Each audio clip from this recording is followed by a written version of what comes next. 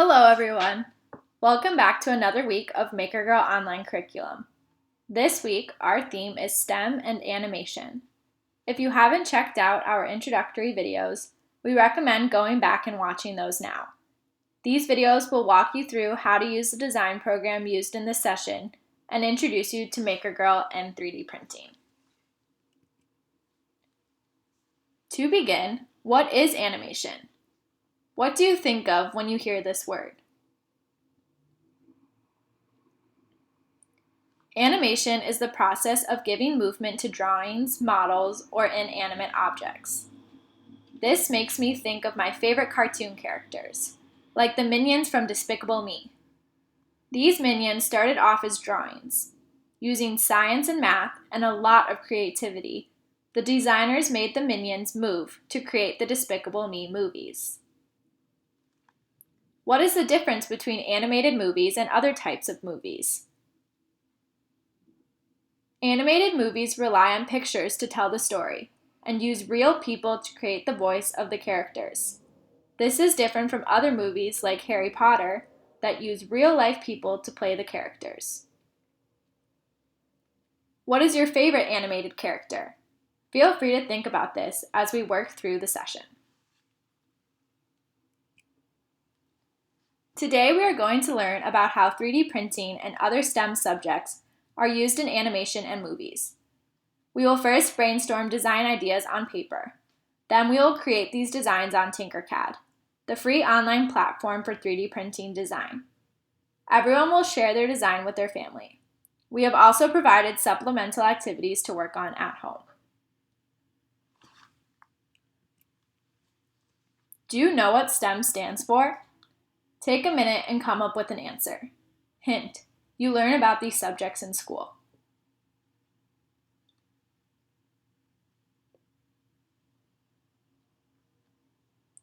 The S in STEM stands for science. T stands for technology. E stands for engineering. And M stands for math.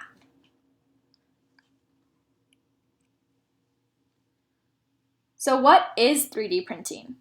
Is a 3D printer the same as the printers we use to print papers and documents? Take a minute to think of an answer.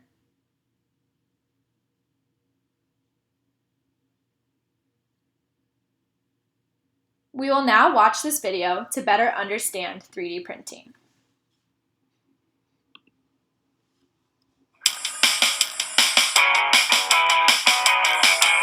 Hey guys, it's Camry. Our school just got some 3D printers and Nat Geo let me borrow one to figure out how they work. But to be honest, I've just been using it to print tiny cats. It's like a tiny printed cat army. Cute, but no idea how I made them. These printers look super complicated. You know what? I'll just print an expert to help me out.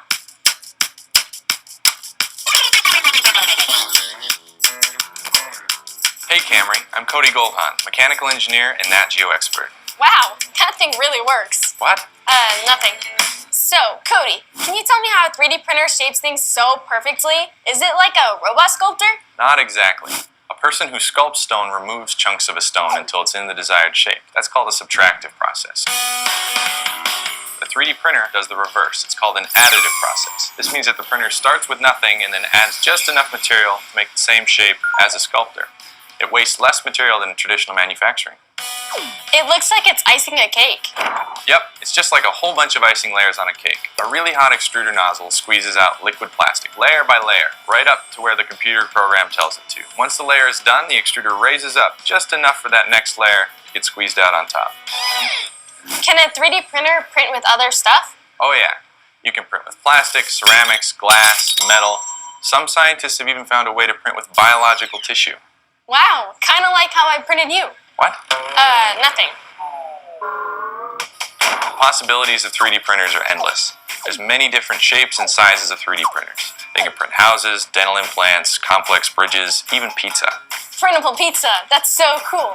So, how does the printer know how to print the exact shape of my cat toy? Think about you and your computer as the toy designer. You draw a blueprint of anything you can imagine with your computer, creating a digital model. The computer then looks at your digital model, slices it up into layers, just like icing on the cake. Once it knows right where to put the icing, it tells the printer to squeeze out on that exact spot until the whole model is built just like your blueprints. Wow, thanks so much for your help, Cody. You truly are one of a kind.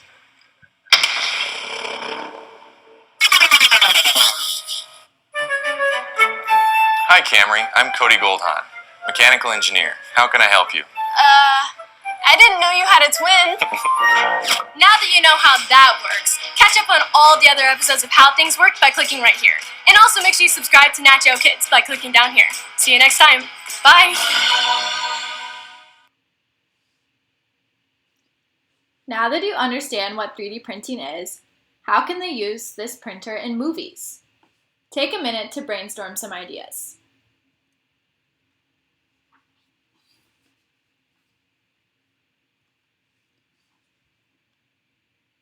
Many times, movies like Star Wars, Batman, and Superman require complex costumes and props to help the actors get into character. Costume designers have learned how to use 3D printing to help them make the perfect costumes for the characters. Let's watch this video to find out more.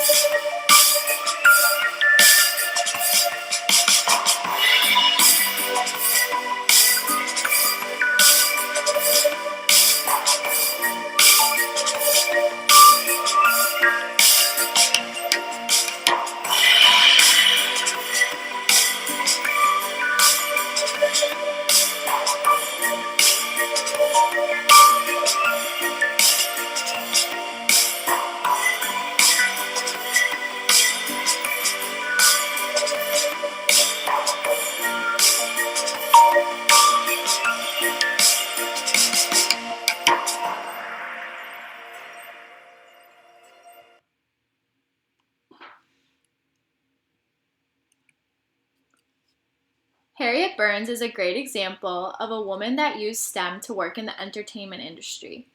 Walt Disney Imagineers are responsible for the creation, design, and construction of Disney theme parks and attractions all over the world. She was the first woman to work as a Disney Imagineer. She designed and built miniature models and then actual Disney theme park attractions. She first began working for Disney in the mid-1900s, so she was not able to use 3D printers. However, nowadays, 3D printing has made the design process a lot easier. They can now create their models on an online platform similar to what we will be using today, and then print them to have a small-scale model of the attraction.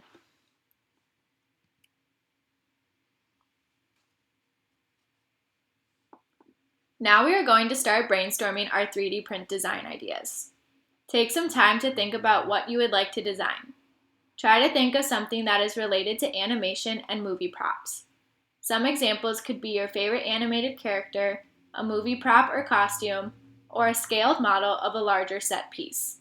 The possibilities are endless. Think about all the different shapes you can use and begin to design it on a piece of paper. Pause this video. When you are ready for the next step, press play.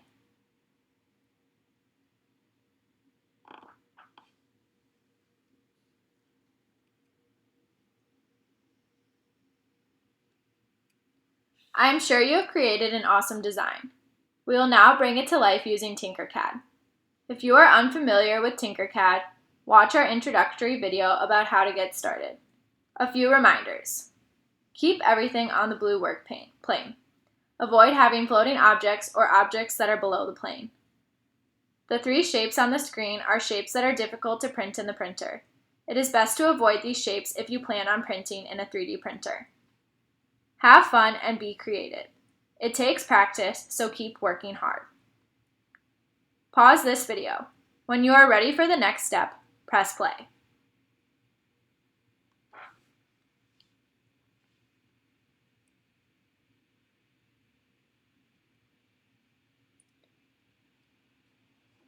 In a typical session, the next step is to print your design on the 3D printers. Look out for more information on how to be one of 3 lucky participants to get your print printed and sent to your house. Typically, we will save your design on your computer and drag it onto this little SD card. The card is then plugged into the 3D printer. When the printer begins to print, the plastic material reaches a very high temperature so that it all melts. The melted material comes through the nozzle and begins to mold into your own unique design.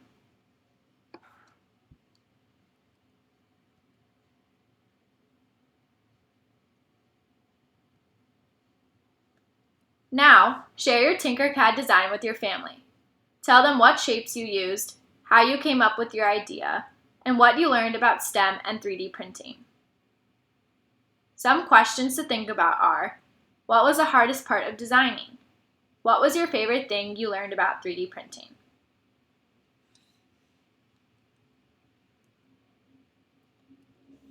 Next, we will participate in a supplemental activity through Hour of Code. Hour of Code is an initiative that was started as a 1-hour introduction to computer science. Since its beginning, it has created many different community-wide efforts to demystify code. So what is coding? Coding is what is used to give instructions to a computer to perform a specific task. When individuals are trying to bring their movie characters to life, as we discussed at the beginning of the session, they can use code to tell the character what to do. Today, we will learn how to code with Anna and Elsa from Frozen. First, we will watch this introductory video, and then you can follow the link to begin. Feel free to explore more activities on the Hour of Code website as well.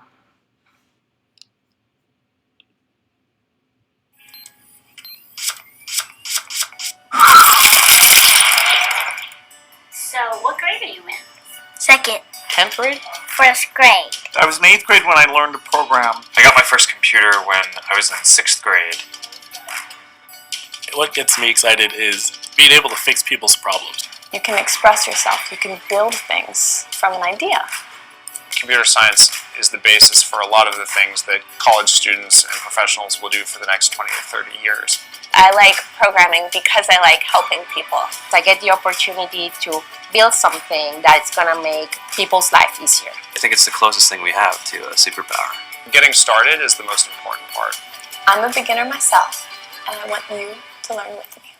Hi, my name's Lindsay. I majored in theater in college, but I also majored in computer science. And now I model, act, and write my own apps.